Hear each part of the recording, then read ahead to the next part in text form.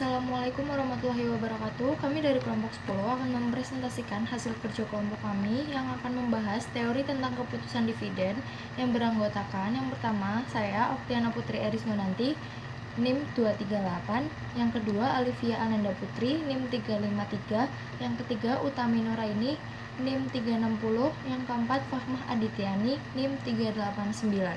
Teori kebijakan dividen. Dividen policy atau kebijakan dividen adalah keputusan perusahaan yang berhubungan dengan pembayaran dividen oleh perusahaan. Apakah laba yang dihasilkan dibagikan kepada pemegang saham atau ditahan untuk kebutuhan pengembangan perusahaan di periode mendatang.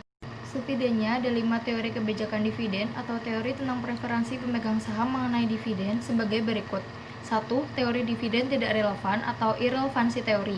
Teori dividen tidak relevan ini ditemukan oleh Modigliani and Miller yang biasa disebut MM. Menurutnya, nilai sebuah perusahaan ditentukan oleh laba bersih sebelum pajak atau earning before interest and tax dan kelas risiko perusahaan. Nilai perusahaan tidak ditentukan oleh persentase laba yang dibagikan kepada pemilik saham dalam bentuk dividen. Jadi, teori dividen tidak relevan menyatakan bahwa pembayaran dividen tidak berpengaruh terhadap harga saham atau nilai perusahaan. Nilai perusahaan hanya bisa dipengaruhi oleh bagaimana cara perusahaan dalam mengelola aset yang dimiliki agar menghasilkan laba yang diinginkan dan mengelola risiko-risiko bisnis yang ada. Asumsi teori tidak relevan. Modigliani dan Miller menyusun teori ini berdasarkan beberapa asumsi berikut. Pasar modal sempurna. Semua investor bersifat rasional. Tidak ada investor besar yang bisa membuat harga saham bisa terpengaruh. Tidak ada biaya emisi dalam penerbitan saham baru perusahaan. Tidak ada pajak penghasilan perusahaan atau pajak perseorangan. Kebijakan investasi sebuah perusahaan tidak akan berubah. Pemegang saham tidak peduli apakah kemakmuran meningkat karena capital gain atau karena dividen. Manajer perusahaan dan pemegang saham mempunyai informasi yang sama mengenai investasi perusahaan di masa yang akan datang, sehingga tidak ada biaya untuk mendapatkan informasi. Teori tidak relevan dari MM ini banyak dikritik oleh banyak ahli. Para ahli menentang karena banyak asumsi-asumsi yang dipakai dalam teori dividen tidak relevan ini tidak sesuai dengan kenyataan yang ada, seperti 1. Tidak ada pasar modal yang sempurna. 2. Banyak investor besar yang bisa menjual atau membeli saham dalam skala yang masif yang bisa mempengaruhi harga saham perusahaan. 3. Terdapat sejumlah biaya emisi seperti biaya penerbitan saham baru, biaya broker atau biaya transfer yang berhubungan dengan sekuritas perusahaan. 4. Pajak penghasilan atau pajak perseorangan hampir selalu ada di setiap negara. 5. Kebijakan investasi perusahaan bisa berubah di tengah perjalanan menyesuaikan dengan kondisi yang ada. 6. Pemegang saham tentu sangat concern dan peduli dengan dari mana pendapatan yang akan dia peroleh, dari dividen atau capital gain. Ini juga berhubungan dengan strategi dari masing-masing investor. Tidak semua investor suka dengan capital gain. Ada investor yang lebih suka pembagian dividen yang tinggi, begitu juga sebaliknya. 7. Manajer dan investor belum tentu memiliki informasi yang sama tentang perusahaan. Manajer umumnya mengetahui informasi lebih rinci dan detail sehingga timbul asimetri informasi. Yang kedua, teori dividen yang relevan atau the bird in the hand. Teori dividen yang relevan atau yang lebih dikenal dengan istilah the bird in the hand ditemukan Gordon and Lennard. Suatu burung di tangan lebih berharga daripada 1000 burung yang ada di udara. Itulah yang ingin disampaikan oleh teori ini. Burung di tangan yang dimaksud adalah dividen dan 1000 burung yang dimaksud adalah capital gain.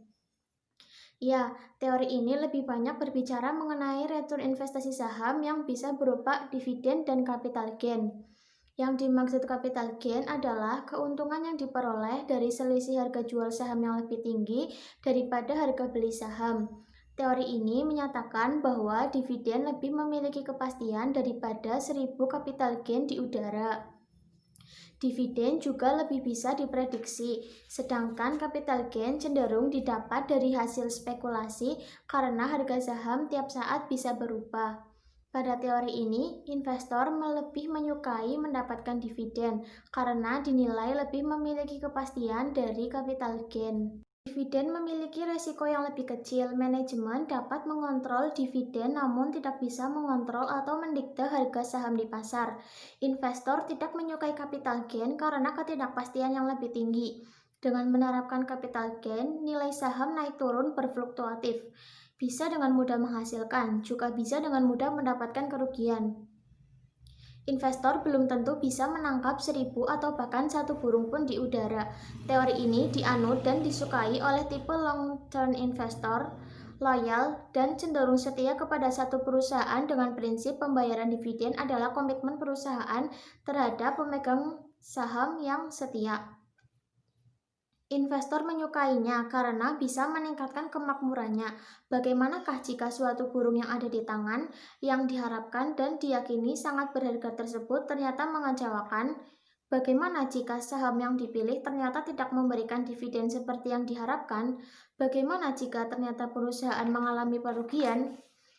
Apabila perusahaan mengalami kerugian, maka bukan hanya investor yang mengharapkan dividen yang kecewa, investor yang mengharapkan capital gain pun juga mengalami kerugian yang sama. Harga jual kembali saham akan jatuh, bukan capital gain yang didapat, melainkan capital loss atau kerugian harga jual saham lebih rendah dari harga beli saham. Kelebihan teori bird in the hand adalah apabila perusahaan membayarkan dividen lebih tinggi, maka nilai perusahaan akan semakin tinggi, harga saham semakin naik.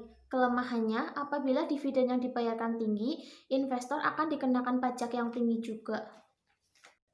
Penentang teori bird in the hand. Modigliani and Miller atau MM, pencetus teori dividen tidak relevan, menjadi penentang teori ini. Hal ini jelas karena dalam teori konsep MM, teori bird in the hand adalah kebalikan dari teori dividen tidak relevan yang mereka ciptakan. Dalam teorinya, MM menyatakan dividen tidak memiliki pengaruh terhadap nilai perusahaan. Bahkan, MM menyebut teori ini dengan istilah the bird in the hand fallacy. MM mengklaim telah melakukan studi bahwa pemegang saham tidak peduli apakah return yang didapatkan berupa dividen saat ini atau mendapatkan capital gain di masa depan. MM menambahkan, pada akhirnya pemegang saham akan kembali menggunakan dividen yang diterima dengan menginvestasikan kembali pada perusahaan yang sama atau paling tidak mempunyai resiko yang hampir sama. Kenaikan dividen tidak bisa mereduksi resiko perusahaan karena akan ada kemungkinan adanya pendanaan perusahaan yang nanti dipenuhi dengan mengeluarkan saham baru. Maka pembayaran dividen hanya akan memindahkan atau membagi risiko dari pemegang saham yang lama kepada pemegang saham yang baru. Pada beberapa kasus, tingkat risiko arus kas perusahaan hanya bisa ditentukan oleh bagaimana cara perusahaan beroperasi, bukan pada kebijakan pembayaran dividen. 3. Teori perbedaan pajak atau Tax Differential Theory. Teori perbedaan pajak ditemukan oleh Litzenberger dan Ramaswamy. Umumnya, tarif pajak terhadap return investasi yang berupa capital gain atau dividen adalah berbeda. Tarif pajak capital gain biasanya lebih rendah dari tarif pajak dividen. Teori ini menyatakan investor lebih suka menerima capital gain daripada dividen karena capital gain memiliki tarif pajak yang lebih rendah daripada tarif pajak dividen. Atau kalaupun perusahaan memutuskan untuk membagikan dividen, investor lebih senang dividen yang dibagikan tidak terlalu tinggi. Paling tidak, ada 3 alasan mengapa investor lebih memilih capital gain daripada dividen atau menyukai dividen yang tidak terlalu tinggi. Pertumbuhan laba perusahaan dinilai bisa menaikkan harga saham dan keuntungan modal dengan tarif pajak yang rendah akan bisa mengganti dividen yang tarif pajaknya lebih tinggi. Menunda pembayaran pajak. Pajak terhadap keuntungan yang diperoleh tidak dibayarkan hingga saham tersebut terjual. Apabila dihubungkan dengan nilai waktu dari uang pajak yang dibayarkan di masa depan memiliki nilai yang lebih kecil dibandingkan dengan pajak yang dibayarkan pada saat ini. Apabila ada saham yang dimiliki oleh seorang investor hingga investor tersebut meninggal dunia, maka tidak ada sama sekali pajak yang harus dibayar dari keuntungan yang diterima. Ahli waris saham tersebut terhindar dari kewajiban membayar pajak. Melihat keuntungan-keuntungan yang dikaitkan dengan pajak tersebut, pemegang saham lebih menyukai manajemen perusahaan menahan laba dan menggunakan kembali untuk memenuhi kebutuhan dana perusahaan daripada dibagikan dalam bentuk dividen. Namun, apabila dividen dikenai tarif pajak yang lebih rendah, Mungkin saja pemegang saham lebih menginginkan dividen yang tinggi. 4. Teori hipotesis sinyal dividen atau dividend signaling hypothesis. Teori hipotesis sinyal dividen dikemukakan pertama kali oleh Bataj Sharia tahun 1979. Pengumuman pembayaran dividen oleh manajemen perusahaan adalah sinyal bagi investor. Manajemen seolah ingin menunjukkan bahwa perusahaan bisa menghasilkan laba yang diinginkan. Manajemen ingin menunjukkan bahwa mereka mampu untuk memenuhi pembayaran dividen kepada pemegang saham.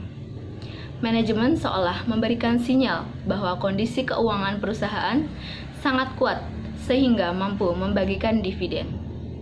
Perusahaan yang tidak memiliki kondisi keuangan yang sehat tentu tidak akan sanggup memberikan dividen kepada pemegang saham. Informasi tentang kondisi keuangan yang sehat menandakan bahwa perusahaan memiliki prospek yang sangat cerah di masa yang akan datang. Menurut teori ini, dividen adalah salah satu cara mengurangi asimetri informasi atau ketidakseimbangan informasi antara manajemen dan pemegang saham. Manajemen tentu lebih mengetahui detail kondisi perusahaan dan prospeknya dibandingkan pemegang saham. Maka, dividen kemudian menjadi alat ukur bagi investor untuk menilai kinerja keuangan dan prospeknya di masa mendatang. Secara tidak langsung, teori ini menunjukkan bahwa investor lebih menyukai dividen daripada mendapatkan capital gain. Maka pada teori ini, pembayaran dividen akan meningkatkan nilai perusahaan, menaikkan harga saham perusahaan. Semakin tinggi pembayaran dividen, semakin tinggi nilai saham, respon pasar akan semakin bagus. Begitu juga sebaliknya. Apabila perusahaan menurunkan dividen yang dibagikan di bawah kenaikan yang normal seperti biasanya, maka respon pasar akan negatif. Investor seolah membaca sinyal bahwa perusahaan menghadapi masa-masa yang sulit di masa yang akan datang. Selanjutnya ada pendapat lain tentang teori hipotesis sinyal dividen. Meragukan teori ini bahwa perubahan harga saham setelah adanya pembayaran dividen adalah reaksi investor yang lebih menyukai dividen dibandingkan laba ditahan. Menurut investor, hanya melihat adanya kandungan informasi bahwa manajemen perusahaan mampu mengelola aset-aset perusahaan yang ada hingga berhasil memperoleh laba. Investor tidak melihat besar kecil dividen yang dibayarkan, melainkan melihat informasi yang bisa menyebabkan harga saham naik. Sebelum menyimpulkan, ada beberapa faktor tentang pembayaran dividen. Ada kenaikan harga saham, ada informasi yang diberikan. Apakah kenaikan harga saham disebabkan informasi atau disebabkan preferensi investor terhadap adanya dividen yang dibagikan? Sejauh ini belum ada penelitian lebih lanjut dengan bukti empiris yang membuktikan. Selanjutnya adalah teori yang kelima, yaitu teori efek pelanggan. Pelanggan di sini maksudnya adalah pemegang saham. Dalam sebuah perusahaan yang sudah go public, seharusnya diperjualbelikan secara umum. Semua orang bisa membeli saham perusahaan akan dimiliki oleh banyak orang atau kelompok. Teori efek pelanggan ini menjelaskan bahwa terdapat kelompok pemegang saham yang memiliki preferensi pandangan, kepentingan, dan tujuan berbeda dalam menyikapi kebijakan dividen perusahaan.